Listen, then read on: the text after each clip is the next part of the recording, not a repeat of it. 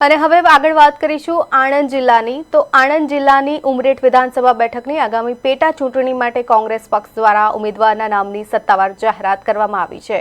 કોંગ્રેસે આ મહત્વની બેઠક પર જાણીતા આગેવાન ભૃગુરાજસિંહ ચૌહાણ પર પસંદગીનો કળશ ઢોળ્યો છે। ઉમેદવાર તરીકે નામ જાહેર થતાં જ ભૃગુરાજસિંહે કોંગ્રેસની કેન્દ્રીય અને પ્રદેશ નેતાગીરીનો આભાર વ્યક્ત કર્યો હતો।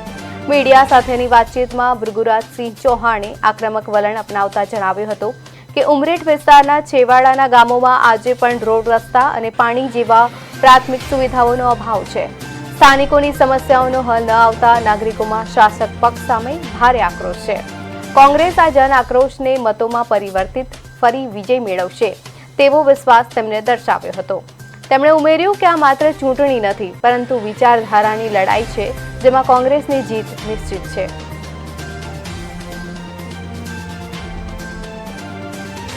મંડળ છે અને ખાસ કરીને એઆઈસીસીમાં અમારા રાષ્ટ્રીય અધ્યક્ષ છે ખડગેજી, રાહુલજી, સોનિયાજી અને અમારા પ્રદેશના અમારા જે માર્ગદર્શક છે અને પ્રદેશ પ્રમુખ આદરણીય અમિતભાઈ ચાવડા સાહેબ અને અમારા જિલ્લાના વડા અને અમારા માર્ગદર્શક શ્રી ભરતસિંહજી સોલંકી સાહેબનો આ તબક્કે હું ખૂબ ખૂબ આભાર વ્યક્ત કરું છું।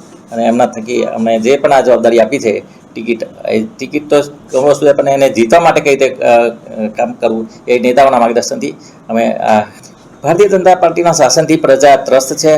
અમારા આદરણીય પ્રદેશ પ્રમુખ અમિતભાઈ ચાવડા સાહેબે સમગ્ર ગુજરાતની અંદર જન આક્રોશ યાત્રા કાઢી અને એની અંદર પ્રત્યક્ષ પ્રજાના પ્રશ્નો જે આવ્યા છે અને આક્રોશ સાચા અર્થમાં આવ્યો છે અને એ આક્રોશ અત્યારે મતમાં પરિવર્તિત થશે અને આ વખતે 100% પરિવર્તન આવશે અને આ ઉમરેઠ વિધાનસભા અમે નિશ્ચિત જીતવાના છીએ।